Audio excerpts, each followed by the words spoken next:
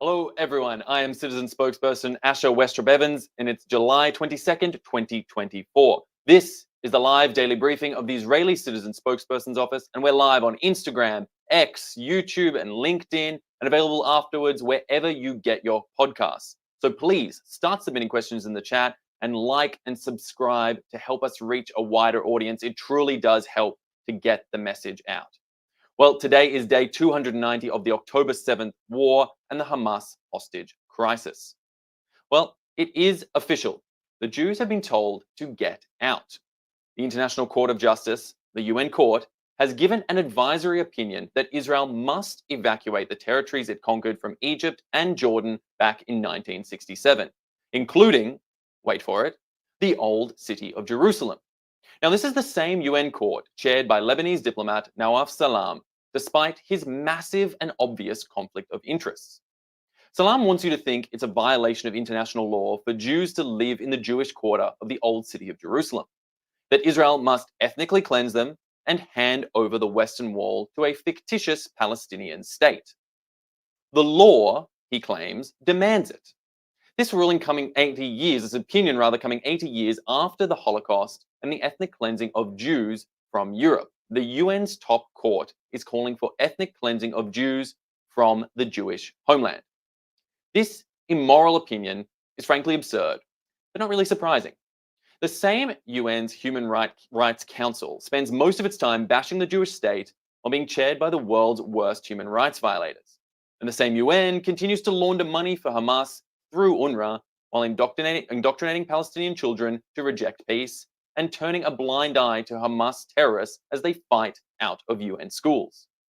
But let's understand a little bit more how the ICJ works, because despite the name, the ICJ doesn't actually operate anything close to an actual court. The ICJ's ruling is only advisory, not legally binding. And the court doesn't use some of the most basic legal practices, including rules of evidence, instead of verified facts. It's basing itself on talking points from partisan anti-Israel organizations. Court members aren't selected based on legal experience, but by the same political voting as the rest of the UN. And that's why Nawaf Salam can be the court's president, even though as Lebanon's ambassador to the UN, he many times attacked Israel in partisan, vitriolic ways. Salam also has his eye on higher office back in Lebanon, something that must influence his rulings. So in any real court of justice, Nawaf Salam would have to recuse himself. The whole trial would be thrown out as a mistrial, because you cannot fairly judge a defendant if you've spent your whole career attempting to prosecute them. It's absurd to call Jews in Israel settler colonialists. But don't just take our word for it. That's what the ICJ's Vice President, Julia Sebutinde, actually said. Sebutinde, the first African woman to sit on the ICJ, ripped into her colleague's opinion, tearing it to shreds and calling for ongoing efforts to resolve the conflict through the negotiation framework, instead of simply trying to ignore the history and context, as so many of her colleagues seemed so eager to do. Her dissent highlighted simple facts. Number one, the Jewish people have been in Jerusalem for 3,000 years. Jerusalem, whose name is in the Hebrew language, has since then been a focal point of Jewish life, culture, and religious belief. And I quote, "Their bond to the land has persisted despite the adversities, persecution, and diaspora of the Jewish people have faced over millennia." Sebutinde's second point is that the Arab-Israeli conflict is not actually about land. As has become clear since the October 7th massacre, the conflict has always been about, and I quote, "the denial of Israel's existence and legitimacy as an independent, non-Arab state in a region perceived as belonging exclusively to the Arabs." Israel continues to weaken Hamas. It defends its people against Hezbollah's 6,000 rockets, missiles, and drones launched out of Lebanon. It strikes back against the Houthis in Yemen, and Israel continues to stand against Iran's proxy armies and all those who try to murder the Jewish people in their homeland. And Israel continues to stand against those like the UN who seek to ignore the need for negotiations on the ground and seek simply to expel the Jewish people from territory by decree. Israel believes in justice, not this kangaroo court. And believe me, I'm an Australian. I know what a kangaroo court looks like. So now let's take some questions from our audience watching live on social media. Our first question comes from YouTube Live. Why did Israel announce that people need to leave part of the humanitarian zone in Gaza? This is part of a sad reality that exists in the current state of play in the Gaza Strip right now. Israel is attempting to set up designated humanitarian zones, which are intended to be places for civilians to seek safety and security, not as places for Hamas or Islamic Jihad operatives to operate out of as they continue to fire rockets, continue to move hostages, continue to attack Israel out of the Strip. And unfortunately, that is the reality that is being faced on the ground.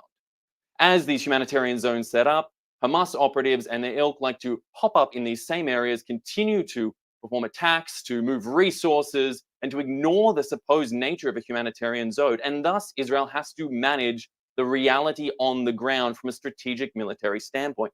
As Israel attempts to dismantle Hamas, Islamic Jihad, and any other terrorist operations that are occurring inside the Gaza Strip, they must work with that reality. And unfortunately, that sometimes means informing Gazan civilians that they need to get out of the way so that Israel can operate cleanly to remove these operatives. And if they would simply not operate from amongst these civilian areas where humanitarian zones are supposed to be and where people are supposed to be able to stand safely removed from conflict zones, then it would be a much clearer and cleaner process for Gazans to continue to reside in certain areas. But as it stands, the reality right now, Hamas seems more than willing to continue to operate out of, as we said, UNRWA schools, hospitals, clinics, mosques, wherever they need to fulfill their goals and aims to continue attacking, continue fighting, and continue holding hostages against Israel and any sort of attempts to shut them down. Our next question comes from LinkedIn Live. Is Mohammed Daif still alive? And if he has been eliminated, then won't somebody else just take his place? Well, thank you so much for that question. As it stands right now, it is not 100% clear whether Mohammed Daif truly is alive or was killed in that attempt to take him out from last week, as it were. But the fact of the matter is, Daif is like no other operative, having operated for decades. This man was a mastermind behind so many of the attacks that have come against Israel over the years, and of course, a key mastermind behind October 7th. You know, while certainly other operatives may attempt to take his place to be able to remove the head of a mastermind like this, to cut the head off the snake, as it were, is so valuable strategically and militarily to weakening Hamas and their interests in Gaza and beyond, and is critical to the goal of trying to establish and stabilize peace and security back into the region, as is the goal of Israel and is the goal of everyone here who wants to have the hostages returned home, peace and security restored, and to prevent the likes of October 7th from happening again, or as Hamas has said they would like to do dozens, if not hundreds, of October 7th into the future. This is exactly the sort of military action that Israel needs to take, and we can only wait to see if Daif was indeed truly killed in that attempted strike. Our next question asks, what about the announcement recently about President Biden's decision to not run for re-election? How will this impact U.S.-Israel relations and the ongoing war? Look, when it comes to U.S. politics, the simple line we have here is that U.S. has been, and should continue to support Israel in its role as a Western liberal democracy fighting against the sort of death cult, tyrannical rule that is coming from the likes of Hamas, Islamic Jihad, Hezbollah, and of course the Iranian regime that is acting via its proxies throughout the entire region. Israel seeks to, maintain and continue its strong connection with the US, and no matter the internal politics that are going on there in the United States, it is assumed that the US will continue to support one of its key and clear strategic allies, Israel, as it fights in this war to try and stabilize this region, to try and provide the sort of security, certainty, and peaceful future that are wanted by so many across this region, to return our hostages, including 8 American citizens that need to be brought back from Hamas, being held by Hamas in the Gaza Strip. It is so important that these goals are continued and maintained, and no matter what the particular realities of any situation there in the US, this is the key strategic goal for Israel and should continue to be the strategic goal for the US into the future.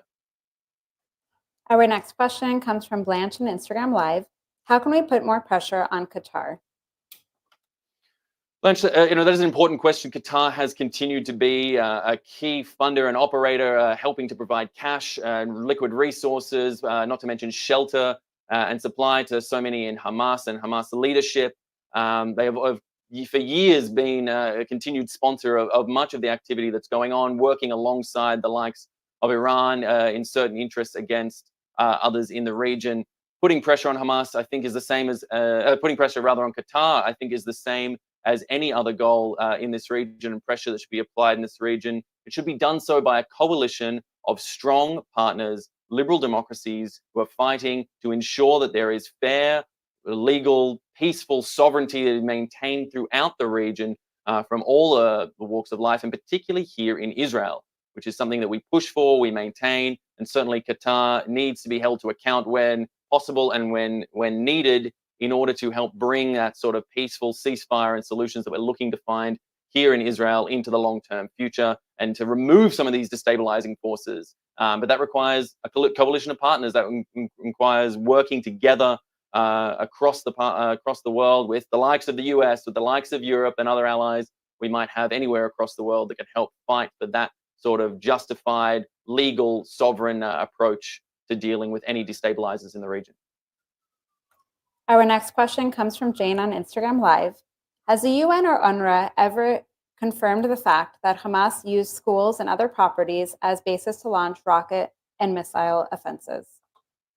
There are favored lines that come from the likes of Philippe Lazzarini, the head of UNRWA, who likes to talk about the fact that Israel is unfairly targeting some of their facilities, and likes to conveniently forget to mention how these facilities might be used, such as when it was determined that the UNRWA headquarters was helping to facilitate some actions and activities of Hamas. No clear comment comes out from UNRWA, from the UN. You don't get the sort of clear, effusive condemnation that is critical to maintaining the credibility of the likes of these organizations in the wake of such clear abuses of their facilities.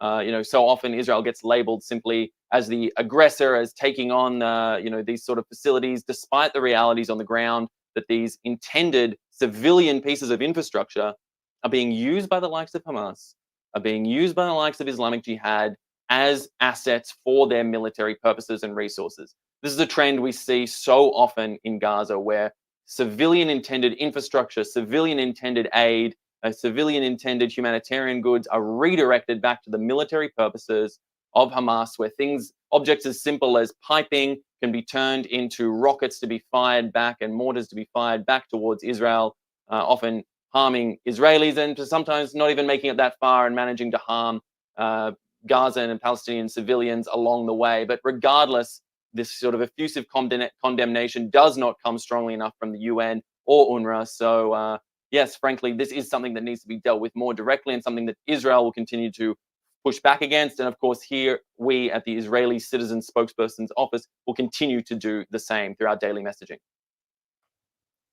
Our next question comes from Instagram Live. Is there any security concern given the Olympic Games happening in Paris? Certainly, there are security concerns as we approach towards the Olympic Games. Israel is unfortunately a pretty turgid history when it comes to its own athletes being assaulted, murdered, killed, as we all recall back to the 1972 Olympics in Munich. And this Olympics is one which everyone is watching closely. Clear security apparatus is being put in place, and Israel is paying close attention to ensure that its athletes will be protected.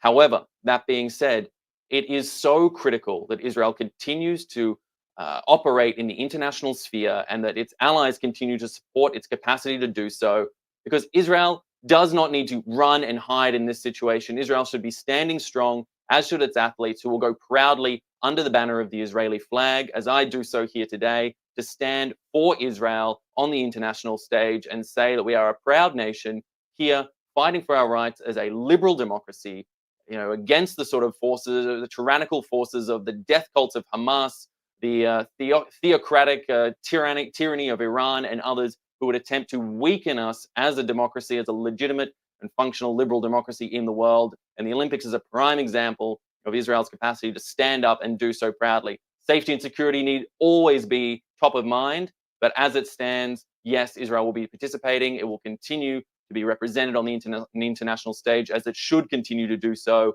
into the future. We have time for one last question. Given the Houthi attack on Tel Aviv this past weekend and the response by Israel on Yemenite soil, do you think there will be an escalation in the war? Look, what I think in any given moment is simply, not clear to the reality on the ground. The fact of the matter is that the Houthis have decided to escalate their attacks over 9 months, sending over 220 drones, ballistic missiles, cruise missiles fired at Israel from thousands of kilometers away, seemingly unrelated to the goings-on actions here in Israel, and yet the Houthis decide that they needed to be involved in the situation here until the terrible tragedy we saw just earlier over the weekend, in which one Israeli was killed, many were injured as a large-scale bomb was dropped via drone in the center of Tel Aviv, the heart of Israel. Israel responded with its attack on Hodeidah port, showing clearly that this sort of response will not be tolerated, that Israel will respond back vigorously and firmly against these sort of attacks against its people, its sovereignty, and the murder of its own people. And what will come from this, I guess, it remains to be seen how the Houthis will respond. But Israel has made clear and will continue to make clear that it will fight back against those who would seek to do harm to its people and will not accept lying down any such action that would not be tolerable by any state anywhere around the world. I want you as viewers to think clearly, would a bomb dropped in the center of New York, Paris, London, Berlin, wherever you may be in the world, be an accepted, tolerable activity? That's certainly not here. And for Israelis, Tel Avivis specifically in this case, but for Israelis in general, trying to sleep safely and securely in their beds at night, to be attacked from Yemen all the way here and to have that sort of absolutely unacceptable attack on their people, well, it simply won't be tolerated. And Israel has shown that we will not continue to tolerate such actions. All right, well, that is all the time we have today here on the Daily Briefing for the Israeli Citizen Spokesperson's Office. But I would like to thank you so much for viewing. Make sure you come to check back in at the same time tomorrow, where we'll have a continued Daily Briefing. And as I ask always, please like, subscribe, and share this out with friends, peers, colleagues, whoever might be interested. We want to get this message out to as many people as possible. It is so important that people understand what's really going on, the reality on the ground in Israel, what's happening around the world. So please, if you can, like, subscribe, and share. It means so much to us. I've been Asher Westropp-Evans. Thanks for watching. Thanks for watching. Drop a comment below. Don't forget to like, share, and hit subscribe to stay updated with our latest content. Until next time, stay informed and inspired. This is Djobnik signing off.